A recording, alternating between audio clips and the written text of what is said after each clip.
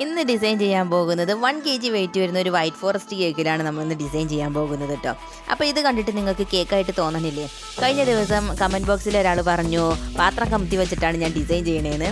അപ്പോൾ ഇത് കണ്ടിട്ട് എന്താണ് നിങ്ങൾക്ക് കേക്കായിട്ട് തോന്നാത്തത്? ഞാൻ വളരെ കഷ്ടപ്പെട്ടാണ് ഈ കേക്ക് ഞാൻ ഉണ്ടാക്കിയത്. അപ്പോൾ ഡെക്കറേഷൻ മാത്രമാണ് ഞാൻ നിങ്ങളെ കാണിക്കണുള്ളൂ.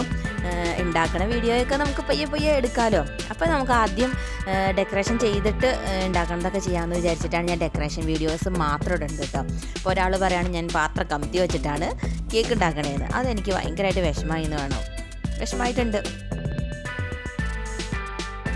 അങ്ങനെ ഇന്നത്തെ കേക്ക് ഡിസൈൻ തുടങ്ങാം കേട്ടോ.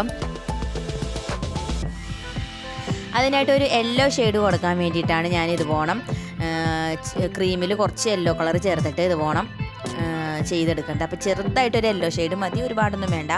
ഒരു സൺഫ്ലവർ അല്ല, ഇത് ഈ ഫ്ലവറിൻ്റെ പേരെന്താണാവോ, എന്തെങ്കിലുമൊക്കെ ആവട്ടെ. ഇങ്ങനത്തെ ഒരു ഫ്ലവറാണ് ഞാനിവിടെ ചെയ്തേക്കുന്നത്. അപ്പോൾ നല്ലൊരു ഫ്ലവർ ഡിസൈൻ അല്ലേ ഇത് ചെയ്യാനായിട്ട് നല്ല എളുപ്പമാണ് കേട്ടോ ഇത് ചെയ്യാൻ. ഞാൻ ഇതിൻ്റെ നോസിലിൻ്റെ ഇതൊക്കെ ഞാൻ പിന്നീട് നിങ്ങൾക്ക് കാണിച്ചു തരാം കേട്ടോ. അപ്പോൾ എല്ലാവരും ഒന്ന് ചെയ്ത് നോക്കണം, നല്ല അടിപൊളി ഫ്ലവറാണിത്. അപ്പോൾ ഇതുപോലെ ഞാനൊരു 3-4 ഫ്ലവർ കൊടുത്തിട്ട് കുറച്ച് ലീഫുകളും അങ്ങനെയൊക്കെ ഒരു ഡിസൈൻ ഞാൻ എൻ്റെ മൈൻഡിൽ തോന്നിയതാണ് ചെയ്യുന്നത്. എന്തായാലും ചെയ്ത് കഴിഞ്ഞപ്പോൾ എനിക്ക് നല്ലൊരു ഭംഗിയായിട്ടാണ് കേട്ടോ തോന്നിയത്.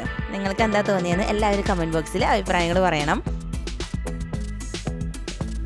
ഇഷ്ടപ്പെട്ടാൽ എല്ലാവരും ലൈക്ക് ചെയ്യണം കേട്ടോ. എങ്കിലാണ് എനിക്ക് പുതിയ ഇതുപോലെയുള്ള ഡിസൈനുകളൊക്കെ ചെയ്യാനായിട്ട് തോന്നുന്നത്. നിങ്ങൾ കമൻറ്റ് ബോക്സിൽ അഭിപ്രായങ്ങൾ പറയണ അനുസരിച്ചിട്ടാണ്. അപ്പോൾ ഇതെങ്ങനെയുണ്ടെന്ന് എല്ലാവരും കമൻറ്റ് ബോക്സിൽ അഭിപ്രായങ്ങൾ പറയണം, മറക്കരുത് കേട്ടോ. അപ്പോൾ ഇത് വളരെ സിമ്പിളായിട്ടുള്ള ഡിസൈനാണ്.